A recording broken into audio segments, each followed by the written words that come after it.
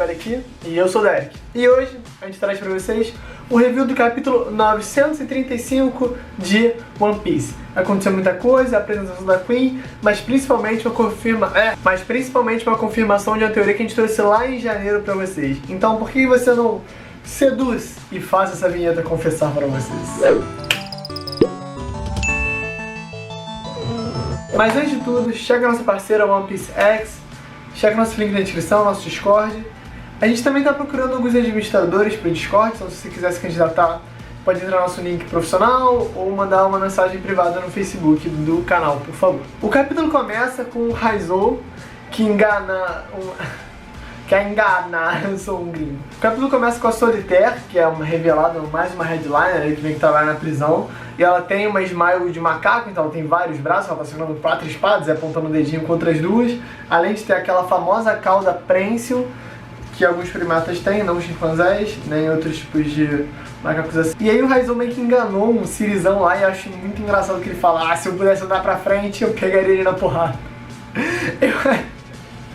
Coisas de Oda, né, cara? E a gente corta pro nosso queridíssimo narrador, o narrador em off, que fala que existem 3 punições em uma escala, né? Primeira punição na prisão lá do Kaido em 1 ano, você perde os braços. A segunda punição, você perde as pernas. E na terceira, pisou fora da linha na terceira vez, tu morre. Morreu. Só que o Luffy foi direto para o número 3 porque ele agrediu diretamente um carcereiro, né? No caso, o headliner Daifugo, que tem a smile do escorpião. A gente lembra que ele dá um bicaço nele. E aí a galera já começa: caralho, sentença de morte, sentença de morte, sentença de morte, sentença de morte, hype. E aí no meio desse hype de sentença de morte, justamente, aparece mais um headliner, mais um carcereiro, acho que meio que o carcereiro-chefe do rolê, o diretor carcereiro, uma merda assim, que é o Baba Ganoush. Será que é algum meme isso com Baba Ganoush? Provavelmente não, mas ele é um elefante, ele tem a smile do elefante, pra ser sincero, e ele usa aí o Elephant Sneeze, e aí quando ele espirra, explode. E é interessante pra caramba ver isso, porque o Luffy meio que vê a bala vindo, só que eu acho que aquela observação dele não funciona muito bem, e ele meio que não consegue desviar completamente.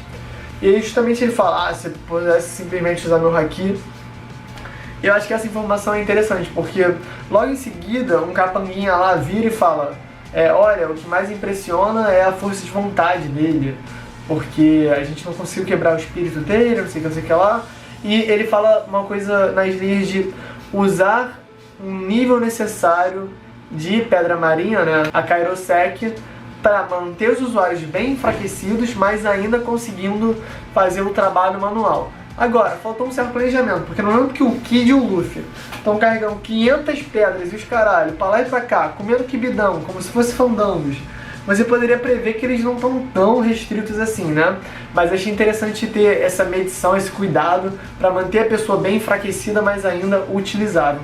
Isso é uma tática clara de trabalho forçado, muito comum, onde você não quer exatamente que os prisioneiros morram, mas também não quer que eles fiquem fortes o suficiente para criar uma rebelião, muito menos viver uma boa vida na prisão. Trabalhos de campos forçados na União Soviética, ou até em certos lugares da Alemanha nazista, esse tipo de tática era comum. Apesar, claro, muitas casualidades e campos de extermínio são campos de extermínio e aí é outra história. Voltando agora para a loucura de One Piece, a gente tem o Queen fazendo sua apresentação. E ele tá meio que apaixonado ali pela Komurasaki, vendo a fotinha dela, falando: você tá gastando sua beleza com esse bosta desse Orochi, não sei o que lá. E os capangas já sabem que a Komurasaki morreu, eu acho que não morreu provavelmente, mas que essa é a notícia que é pública, mas eles estão nervosos, eles não querem contar isso pro Queen porque eles vão matar ele, cara. O que eu falei? E justamente por esse medo, né, do Queen retaliar eles e matar eles, eles não contam nada. O que não impede ele, lógico, de no alto de seu humor, fazer aquela dancinha ali, falar que tudo com ele é mais funk e não sei o que lá, muita loucura e tal. Ele tem os backup dancers atrás, ele fala que se ele fosse mais magro, ele seria irresistível, então seria injusto, que por baixo daquela gordura só tem músculos. E aí, claro, 1.320 bilhões é a recompensa do Queen.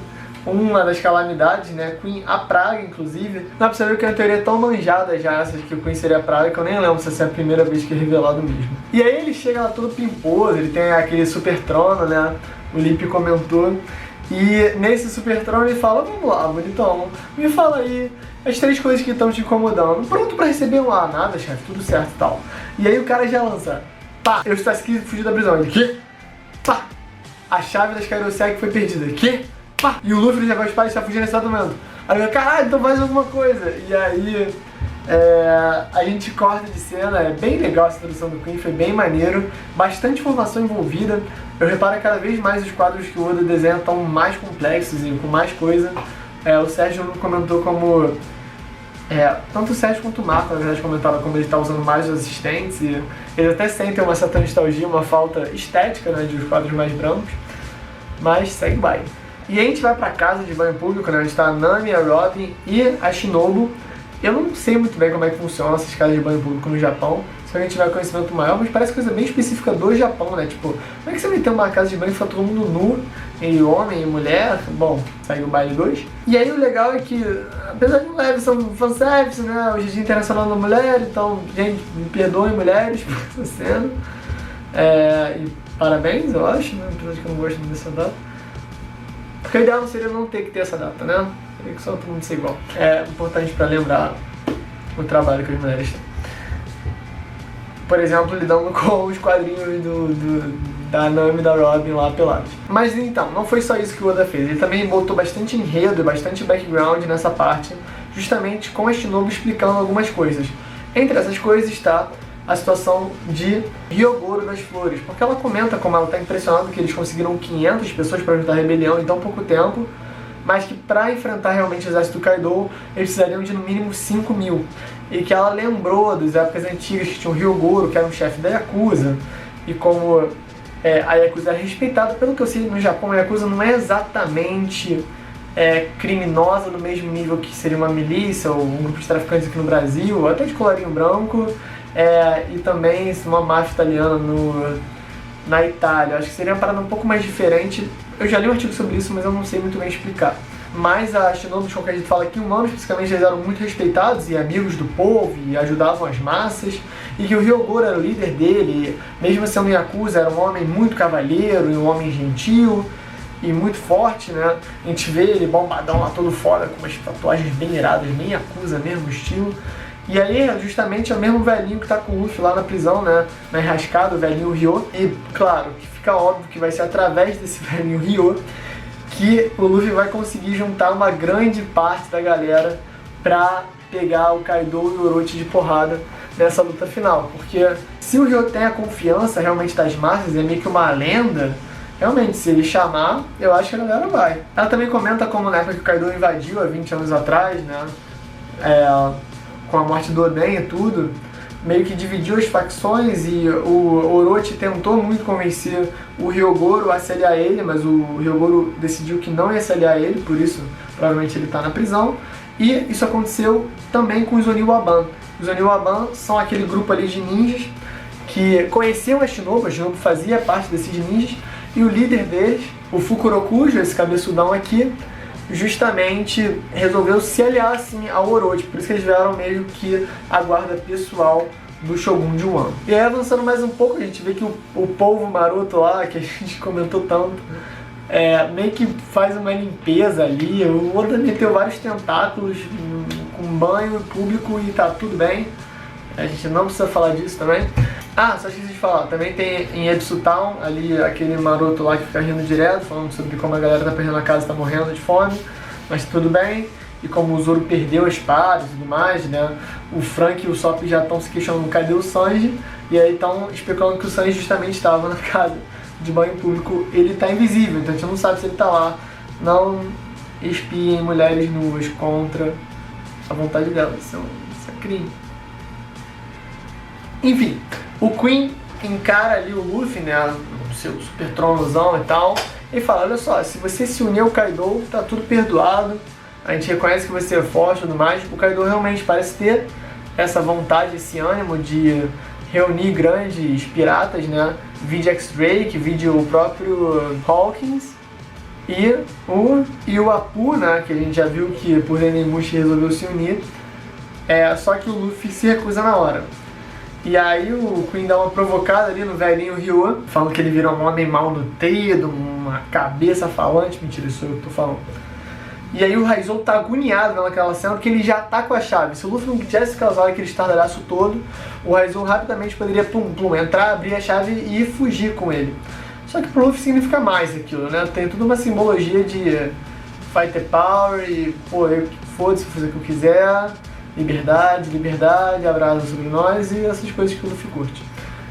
E aí justamente uma voz de trás da cela chama o Luffy, chama o Raizou, fala: Raizou, você não mudou nada, eu não acredito nisso.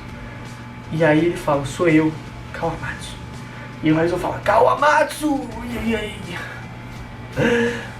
O Lip tem um vídeo inteiro só explicando quem é realmente o prisioneiro oculto. Esse vídeo é de janeiro, se eu não me engano, um vídeo excelente. Ele pegou a teoria, o Marco também ajudou ele. É uma teoria que veio do Twitter.